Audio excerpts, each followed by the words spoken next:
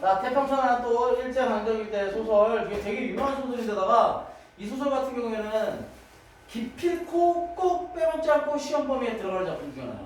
태평천하는 절대 빼먹지 않아. 그리고 태평천하 같은 경우에는 정해져 있는 것들이 굉장히 많기 때문에 잘 보면 표준적으로 시험에 많이 나오는 부분들이 보통 있으니까 잘 기억을 해도 돼요. 그래서 일제강점기 때인데 제일 중요한 것 중에 하나는 사실은 이 제목이 제목. 태평천하. 근데 제목인데 태평천하가 원래 뭘 얘기하는 거야? 이거예요. 위 뜬글과 태평천하. 어? 왕. 맞아. 네. 쉽게 얘기하면 태평천하가 천하가 하늘과 땅이야. 천하, 하늘 아래야, 하늘 아래. 하늘 아래가 어떻게 하다는 얘기야? 태평하다는 얘기야. 좋다는 얘기야. 그러니까 좋은 시절을 얘기하는 게 태평천하. 그런데 사실 여기서부터 일반적으로 볼 수 있지. 이거 뭐냐면 바로 반어적 표현인데, 자, 잘 생각해보면 일제강점기인데 당연히 태평천하일 수가 없을 거 아니야. 그치? 그런데 누구한테는 태평천하야? 나라고 나발이고 민족이고 나발이고 그렇게 사는 인간들한테는 태평천하겠지. 일본 놈들한테만 잘 보이면 되니까. 친일파. 그렇지. 그래서 이 윤중한 영화 같은 경우에도 약간 그런 인물이야. 그래서 보면 서울에 대지주면서 독선적이고 인색하면 처세에 능하다 하는데 처세에 능하다 일제강점기에 처세에 능하면 당연히 친일파겠지. 그치? 자, 그러면서 윤창식은 윤주사, 윤중한 영가의 아들, 그 다음에 윤종수는 손자, 방탕한 생활하는 인물, 그 다음에 윤종학은 아끼는 손자, 이렇게 되는데 결국엔 얘가 나중에 문제가 되는 거야. 그런 것들을 잘 기억해 두시고 그 다음에 내용을 쭉 바로 봅시다. 서울의 대지주인 윤중한 영감은 인력거에 삼뚝 깎으려고 기생을 데리고 다니면서도 아무것도 주려고 하지 않는 두두세다 이러는데 저 장면 있잖아. 인력거에 삼뚝 깎는 장면. 그 장면의 소설에서는 어떻게 나오냐면 겁나 웃겨. 저게 교과서에 실리는 경우도 있었는데 인력거꾼이 겁나 멀리 끌고 왔어. 쉽게 얘기하면.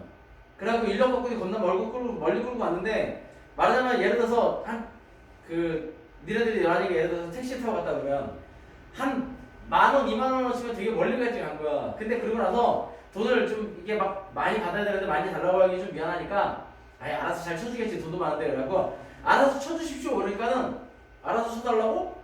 알았어. 그러고 그냥 가. 그래갖고 인력거꾼이 와서 그래도 돈을 줘야죠. 그러더니 아니 알아서 달라며. 난 안 줘도 될 것 같아서 그냥 가는 거야. 그러고 가.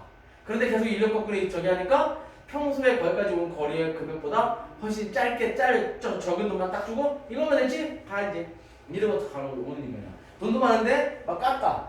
그리고 기생을 데리고 다니면서 아무것도 주려고 하지 않는 구두쇠. 그런 그에게 구한말 화석들에게 아버지가 죽임을 당한 아픈 기억이 있다는데 이 아버지도 마찬가지로 작품 속에서 이제 간단하게 나오는데 원래는 쉽게 얘기하면 양반이라는 그 터울을 쓰고 살면서 말 그대로 그 주변에 있는 소장님들이나 일반 농민들을 괴롭히던 그런 수탈하던 그런 양반이라고 보면 돼. 그러니까 당연히 도적들한테 죽임을 당하고 그 집안도 거덜이나. 근데 얘가 그걸 다시 이렇게 세운 거야. 그러면서 그래서 아픈 기억이 있다. 그래서 윤중한 영감이 일본인들이 불안하다고 막아주고 자신의 안정을 보장해 준다고 생각해서 진심으로 그들에게 고마워하며 경찰서 무도장을 짓는데 아낌없이 기부한다. 그는 재산을 지키기 위해서 양반을 사고 족보에 도금을 하는 한편 손자 윤종수와 윤중학을 군수와 경찰상으로 만들어 가문을 빛내고자 한다. 그러나 아들 윤창식은 노름을 하며 가사를 탕진하고 손자 윤종수 또한 방탕한 생활한다. 며느리나 손자 며느리도 고분고분하지 않고 다른 남편과 사별하는 와서 같이 살고 있다. 윤중한 영감이 일본에서 유학 중인 손자 윤종학의 모든 것을 기대고 있는 거야. 그러니까 기대주 누구? 마지막 손자 윤종학. 자, 그런데 여기 보면 자 기억해주세요. 망진자는 호ян이라 나오죠. 망진자는 호ян이라. 자 별표 넣고 기억해주세요. 자 이걸 그때 그대로 뜻으로 해석을 하면 무슨 뜻이냐면 진나라를 망하게 하는 거는 호해라는 자식이다 라고 얘기하는 거야. 그래서 뜻은 진나라를 망하게 할 자 호해이다 라는 뜻이야. 그래서 원래 이걸 통해서 실제로 저게 어떤 케이스냐면 저것 때문에 진나라 진시황이 그걸 세웠다고 전해져. 그러니까 어느 예언가가 나타나서 저렇게 얘기를 한 거야. 진시황한테 우리 진나라가 어떻게 될 거 같냐 그랬더니 망진자는 호ян이라 이렇게 얘기하고 마치 예언처럼 하니까 저 호자가 무슨 호자인지 알겠어? 저거는 호자는 그거랑 다른데 오랑캐 호자로 생각하는 거야. 쉽게 얘기하면 걔는 진시황을 받아들일 때 오랑캐가 진나라를 망하게 하는구나. 그래서 이제 물론 전해지는 얘기야. 그래서 거기다가 뭘 세운 거야? 흉노나 선비족을 방어하기 위해서 만리장성을 세웠다라고 얘기를 하는 거야. 저것 때문에. 저 호자를 오랑캐 호자라고 생각해서. 그런데 알고 봤더니 저 호자 호가 누구야? 바로 이 호인데 호해가 누구냐? 진시황의 아들이야. 그래서 진나라에게를 망하게 할 자는 네 아들이야 이렇게 얘기한 건데 그 호자를 저 오랑캐 호자로 말하자면 오랑캐 호자로 받아들이는 거지. 그래서 그 얘기를 꺼내는 거야. 그러니까 결국엔 망진자니까 여기서 진나라는 누가 돼? 바로 윤중원 영감 내 집안이 되는 거야. 윤중원 영감 집안이지. 그러니까 자기네 윤중원 영감 이 윤씨네 집안이고 망하게 할 자 호해다라고 하면 얘가 누가 되는 거야? 바로 종아기가 되는 거야. 윤종아. 가장 믿고 있던 자기 자식의 나라를 망하게 했고 여기서는 가장 믿고 있던 손자가 막내 손자가 자신의 집안을 몰락시키는 주인공이 되는 거죠. 그래서 일찍이 윤중원 영감은 그의 소시적 윤두꺼비 시절에 제가 붙인 말대로 말 대가리 윤용규가 이렇게 되는데 제가 그 말하자면 제가라는 건 자기 또는 자신을 뜻하는 건데 자기 붙인 자기 붙인 말 대가리 윤용규 이렇게 되는 거야. 그래서 이런 것들을 통해서 뭐냐면 풍자 묘사를 통해서 풍자라고 있는 거야. 윤영규가 화정의 손에 무참히 맞아 죽은 시체 옆에 서서 노정이 불타느라고 화강이 충천한 하늘으로 불이 다 탄 거지. 이놈의 세상 언제나 망하느냐 우리만 빼놓고 어서 망해라 이렇게 되는데 이걸 통해서 알 수 있는 거 바로 이기적인 가치관. 이기적인 가치관을 알아볼 수가 있다는 거야. 그러니까 자기 자신만 생각하는 거지 남은 필요 없어. 그래서 이런 것들을 이기적인 가치관이다라고 얘기하면서 또 뭐냐? 비윤리적인 가치관이다 이렇게 얘기를 해요. 윤리라고는 찾아볼 수가 없는 인간인 거지. 쉽게 얘기하면. 그러니까 민족의식 같은 거 찾아볼 수 없는 인간이야. 민족이고 나만이고 다 필요 없어. 그러니까 뭐만 잘 되면 돼. 나만 잘 되면 돼. 나만 있으면 돼. 자 그렇게 했던 사람인데 하고 불전지적이 있겠다요 이렇게 되는데 있겠다요 이렇게 돼 있잖아. 그래서 이거 뭐야? 바로 이것도 고전 소설의 특징 중에 하나인 서술자적 개입이 여기서 보이는 거야. 그런데 서술자가 또 개입을 하는데 어떻게 개입을 하고 있어? 바로 부정적으로 평가하고 있는 거야. 그 다음에 있겠다고 했으니까 저거는 무슨 시냐면 판소리 문체야. 판소리의 문체처럼 이렇게 얘기하는 거야. 그러면서 이미 반세기 전 그리고 그것은 당시에 나한테 불리한 세상에 대한 격분된 저주요 겸하여 웅장한 투쟁의 선언이었습니다. 이렇게 돼 있는데 이런 거는 편집자적 논평이라는 거야. 편집자적 논평. 직접 끼어들어서 평가를 해주는 거다. 해서 윤중원 영감은 과연 승리를 했겠다요. 그런데 그래서 윤중원 영감은 결국엔 그런 모진 세월을 견뎌내고 이겨내서 부자가 된 거죠. 자 그러면서 이제 자식들을 쭉 모아놓고 얘기를 합니다. 식구들은 시아버지 윤중원 영감이 보기가 싫은 건너방 고시만 빼놓고 서울 아씨 뒤치의 두 동서 모두 안방에 모여 종수를 맞이하는 예를 표하고 그들의 옹이 아래 윤중원 영감과 종수는 밖에 아랫목과 뒷벽 앞으로 갈려 앉았습니다. 방금 점심밥상을 받은 셈이다. 너 경손애비 부디 정신 차려라. 윤중원 영감이 종수더라고 꼼꼼히 곰곰이 훈계하던 것입니다. 이렇게 되는데 이 종수가 말하자면 큰손자야 큰손자. 알겠지? 정신 차리라. 윤중원 영감이 종수더라고 곰곰이 훈계를 하다가 안식구가 있는 데다 점잖게 경손애비지요 이렇게 얘기하는데 여기서는 좀 대우를 해주는 것 뿐이지. 정신을 차려야 할 것이 네가 암만이어도 네하고 종아기만 못이여. 종아기는 그놈이 재주도 있고 착실이어서 너치는 허락하지도 않고 그럴 뿐더러 내년 내후년이면 대학교를 졸업하지 않냐. 내후년이죠. 이렇게 얘기하면서 네 그렇게 얘기를 하는 거고. 그렇지 응 그래 내후년이면 대학교 졸업을 나와서 3년이나 다시 4년만 찌들어 남으면 그놈은 지가 목적한 요새 그 목적이라는 소리 잘 쓰더구나. 응 목적헌 경부 이렇게 되는데 경찰이야. 경찰에서 높은 자 경부가 돼갖고서 경찰서장이 된단 말이다. 응 알겠어. 그러니까 자기 손자를 경찰서장을 시키고 싶은 거야. 네 그러니까 너도 정신을 바짝 차리갖고서 어서 군수가 돼야 되지 않겠느냐. 아 동생 놈은 버스 탄 경찰서장이니 형 놈은 개우 군석이로 댕기고 있담. 남 부끄러워서 어쩔게요. 응? 아 글씨 군수되고 경찰세금 되고 하면은 늦어졌고 늦어로강이지 뭐 그 호강 날 주냐 이렇게 얘기하는데 이런 거 통해서 말하자면 요런 것들 통해서 윤중원 영감의 본색이 드러나는 거지. 윤중원 영감의 본색이 드러난다라고 얘기하는데 이 윤중원 영감의 본색은 뭐냐면 다른 걸 중요하지 않고 자기 집안을 유지시키는 게 중요한 거야. 집안의 유지가 중요한 거야. 계속 윤주관의 이 자기네 집안, 윤씨 집안을 가져가는 게 중요한 거야. 그러면서 내가 이렇게 아등아등 잔소리하는 것도 다 너희들 위해서 그러지. 나는 파리 족동 난치도 상관없어요. 알아듣냐? 이렇게 되는데 요거 어디서 많이 들어봤지? 우리가 엄마나 아빠한테 많이 들어본 얘기지. 야, 공부 열심히 하라는 건 다 니네들 때문이지. 내가 잘 되라고 공부하는 건 니네 잘 되라고 공부하는 거지. 이렇게 얘기하는 거. 그런 얘기랑 똑같은 얘기야. 그래서 자기 집안의 유지를 위해서 이렇게 시키는 거야. 무슨 얘기인지 알겠죠? 자, 그 다음에 그놈 종아리도 참말로 쓰겠어. 그러는데 여기서 보면 사투리를 되게 많이 쓰죠? 이 사투리를 많이 쓰는데 이런 사투리를 쓰는 것들을 뭐를 이제 하냐면 사투리나 비속어 같은 걸 많이 쓰는 건 사실적으로 전달해 주는 거야. 사실적으로 전달해 주는 거. 그것도 잘 기억을 해두도록 하세요.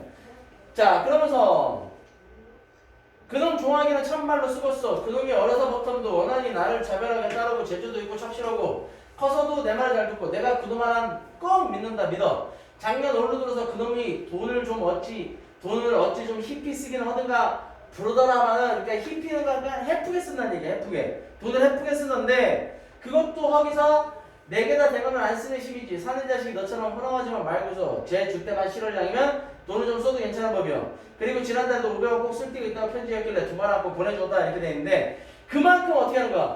종아기에 대한 신뢰를 보이는 거지. 종아기에 대한 신뢰를 이걸 통해서 알 수가 있는 거야. 그러니까 이 윤주원 영감이 그만큼 종아기에 대해서는 신뢰하고 있는 거야.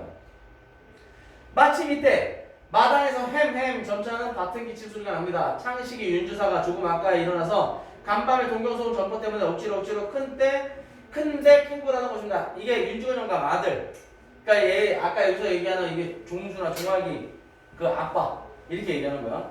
자, 그런데 여기서 제일 중요한 것 중에 하나는 뭐냐면 바로 이 전보야. 전보. 이 전보가 가장 중요한 역할을 하는데 바로 동경에서 온 내용인데 이게 사건의 전환을 준 거다. 그래서 여기다 써놓으세요. 이거 사건의 전환이다. 전환. 사건의 전환이 바로 이 전보예요. 전보. 자, 그러면서 윤주사는 토방으로 내려서는 아들 종수들을 언제 왔느냐고 심상이 아는 체를 하면서 역시 토방으로 내려서는 두 며느리의 삼가로운 무언의 인사와 마루까지만 나선 이복 누이 동생 서울아 씨의 입인사를 받으면서 마루까지만 그다음 방으로 들어가서는 부친은 윤주원 영감한테 저를 한 자리에 꾸부리고서 그런데 한 자리에 꾸부리고서 이렇게 돼 있잖아요. 그래서 이게 서술자의 냉소적 태도예요. 서술자의 냉소적 태도.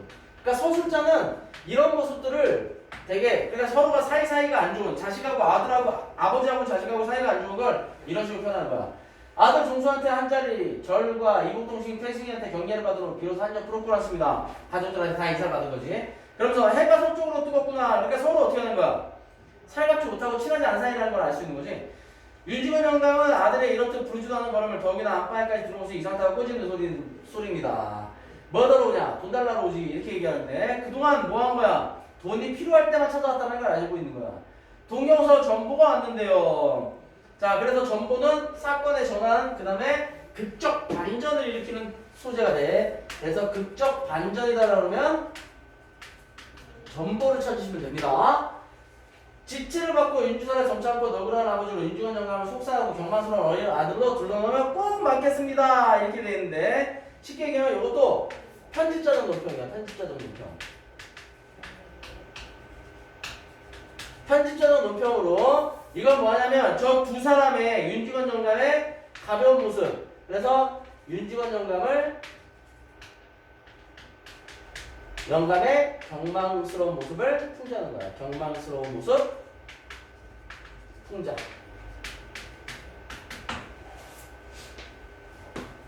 자, 그러면서 동경서 전보 종아기놈이 경시청에 붙잡혔다고요. 에잉 하는데 이게 전보의 내용이지. 외치는 소리도 컸거니와 엉덩이가 푹 찌는 바람에 하마 방구들이 내려앉을 뻔했습니다. 모여서 온 식구가 제각각 정도에 따라 제각기 놀란 것은 물론이고요. 이렇게 되는데 갑자기 이렇게 정보가 온 것 때문에 이렇게 되는데 결국에 윤종학이 말하자면 가족에게 이제 말하자면 경찰에 붙잡혔다는 거. 그러니까 감옥에 가게 됐는데 여기서도 하필이면 무슨 운동을 하는 거냐면 독립운동을 해서 잡힌 것도 아니야. 뭐냐면 사회주의를 하다 잡힌 거야. 그러니까 사회주의 활동이라고 그러는데 사회주의면 흔히 하는 공산주의야. 근데 공산주의에서 얘기하는 건 뭐야? 모두 다 평등하게야. 근데 일본은 무슨 국가야? 왕조 국가잖아. 걔네도. 왕조 쉽게 얘기하면 소위 말하는 일왕 지네들이 얘기하는 천황이 있는 나라란 말이야. 근데 거기서 평등하다 그러면 그건 없어져야 돼. 그러니까 걔네도 공산주의 사회주의 싫어해. 그런데 그런 것들을 얘기하는 거야. 무슨 얘기인지 알겠지? 자, 그래서 그런 것들을 표현을 하는 거고. 자, 그리고 나서 윤중원 영감은 마치 묵직한 묵치로 뒤통수를 얻어맞느냐 정신이 멍해서 입을 벌리고 눈만 휘둥그랬지 한동안 말을 못하고 꼼짝도 않습니다. 그러다가 입고 으르렁거리면서 잠깐 쪽을 틀리고 앉아있습니다. 그런데 충격받은 모습이지. 그거 웬 소리냐? 응? 그거 웬 소리요? 그놈 농구가 친 전본가인데 전보가 돼서 자세는 모르겠습니다. 윤주사는 조교 주문에서 간밤에 그 전보를 꺼내어 부친한테 올립니다. 윤주원 영감은 채드 전보를 받아 쓱 들여다보더니 커다랗게 있습니다. 물론 업무는 일본이니까 몰라보고 윤주산의 서사 민서방이 번역한 그대로죠. 종합 사상관계로 경시청의 피검 이렇게 해서 사상관계다라는 건 뭐냐면 바로 사회주의 활동을 하다 잡혔다라는 거야. 사회주의 활동. 그래서 경시청에 피검 잡혔다는 얘기를 하는 겁니다. 이게 무슨 소리냐? 종아이가 사상관계로 경시청에 붙잡혔다는 뜻이 되죠. 사상관계라니 그놈이 사회주의에 참여를 아까보다 더 크게 외치면서 벌떡 뒤로 나도그러질 뻔하다가 겨우 몸을 가눕니다. 그만큼 충격을 받은 거죠. 자, 그래서 여기에 들어가는 한자성어 뭐? 이런 거 망연자실이라고 그러죠. 이거 망연자실. 망연자실은 윤주원 영감의 모습을 볼 수 있는 거예요. 자, 윤주원 영감은 먼저에는 뭉치로 뒤통수를 얻어맞는 것 같이 멍했지만 이번에는 앉아있는 땅이 지하물에서 수천 길 밑으로 꺼져내려가는 듯 정신이 아찔했습니다 라고 얘기하는데 경시전에 붙잡혔다는 사실도 충격인데 한편으로는 또 뭐가 충격이야? 사회주의를 했다는 것도 충격입니다. 왜냐하면 사회주의, 공산주의 사상을 갖고 있다는 거에 충격을 받은 거다라고 얘기를 하면 돼요. 그러나 그것을 결단코 자기가 믿고 살아가는 종아기의 신상을 여기서가 아닙니다 이렇게 돼 있으니까 본심이 드러나는 거죠. 여기서 윤주원 영감의 본심을 알 수 있는 거야. 윤지원 영감은 시방 종아이가 사회주의한다는 그 한 가지 사실이 진실로 옛날에 드세던 불안당패가 백길 천길로 침노하는 것보다 더 분하고 물론 무서웠던 것입니다 이렇게 되는데 자기의 아버지를 죽이고 자신의 집안을 몰락시켰던 그런 화적패들이 공산주의를 했다고 그런 애들이라고 생각을 하는 거야. 쉽게 얘기하면. 자, 그러면서 진나라를 망할자 호라는 예언을 듣고서 변방을 막으려 만리장성을 쌓았던 진시황 그런 진나라를 망한 자호가 아니요 그의 자식이 호해임을 이렇게 돼 있는데 이게 바로 아까 얘기했던 망진자는 호야니라요. 망진자는 호야니라. 이게 이 표현인데 이걸 통해서 얘기하려고 하는 게 뭐냐? 결국엔 윤씨 집안을 망하게 하는 게 누구다? 망하게 하는 건 바로 종아기가 되는 거죠.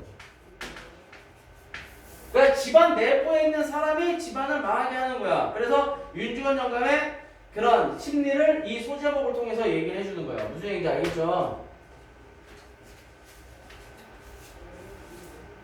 자, 이렇게 쓰시면 돼요. 망진자로 아니라 윤씨 집안을 망하게 하는 것은 곧 종합이다. 알겠죠? 자, 그런데 그것은 눈으로 보지 못하고 죽었으니 오히려 행복이라 하겠습니다. 이렇게 돼 있는데 이거를 차라리 진시황은 보지 못하고 죽었어. 그럴 때 행복인 거야. 그러면서 이제 얘기하죠. 사회주의라니 윤지건 영감은 사람을 하나 잡아먹을 때 집이 떠나게 큰 소리로 포효를 합니다. 그놈이 사회주의라다니 그게 참말이냐 참말이여. 하긴 그놈이 작년 여름방학에 나왔을 때부터 그런 기미가 좀 배긴 했어요. 이렇게 얘기를 하면서 그러면은 참말이구나. 그러면은 참말이여. 윤지건 영감은 이마로 얼굴로 땀이 방울방울 배어오릅니다. 그런 쳐죽일 놈이 깎아주기도 아깝지 않은 놈이 그놈이 경찰서 하나님께로 생판 사회주의하다가 냅다 경찰서에 잡혀 오사육시를 할 놈이 그놈이 그게 어디 당한 것이라고 지가 사회주의요. 부자놈의 자식이 무엇이 됐겠어 불황된 패에 들어 이렇게 되어있는데 여기서는 이미 볼 수 있는 게 바로 윤지건 영감의 사상이 어떤지를 알 수 있게 되는 거야. 그러면서 아무도 숨도 크게 쉬지 못하고 고개를 떨어뜨리고 섰게 아니면 앉았을 뿐 윤지건 영감이 잠깐 말을 기차 방안을 물을 친 듯이 용합니다. 오죽이나 주문 세상에 오죽이나 윤지건 영감 팔을 부르거든 주먹으로 방바닥을 땅 치면서 성난항수와 영감을 하듯 과음을 잽니다. 그래서 성난항수는 누구 얘기한다? 윤지건 영감이 얘기하는 거야. 화적패가 있느냐 불황당 같은 수령들이 있더냐 재산이 이때야 도둑놈의 곳이여 목숨 같던 말세는 다 지나가고 이렇게 되는데 요거 그래가 대한제국 말기야. 대한제국 말기를 얘기하는 거겠지. 다 지나가고 자 보아라 거리거리 순사에 골고마다 공명한 정사 오죽이나 좋은 세상이여 남은 수십만 명 동병을 헤어서 우리 조선은 보호해주니 오죽이나 고만 세상이여. 응? 제거치고 와서 편하게 살 태평천하 세상. 이걸 태평천하로 태평천하 이렇게 되는데 여기에서 윤중원 영감의 사상이 드러나는 거야. 그래서 윤중원 영감의 역사의식, 윤중원 영감의 역사의식은 영감의 의식 첫 번째로 알 수 있는 건 삐뚤어진 역사의식을 갖고 있다는 거야. 이걸 통해서 알 수 있는 거지, 이 부분을 통해서 이거를 알 수가 있게 되는 거야. 알겠죠? 삐뚤어진 역사의식을 드러내는 거. 그 다음에, 그런데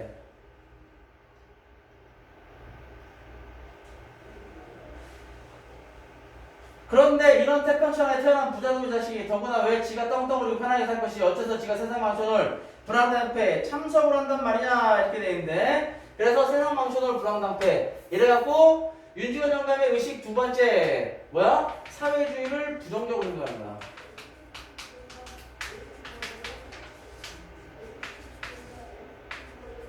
생각하는 거죠.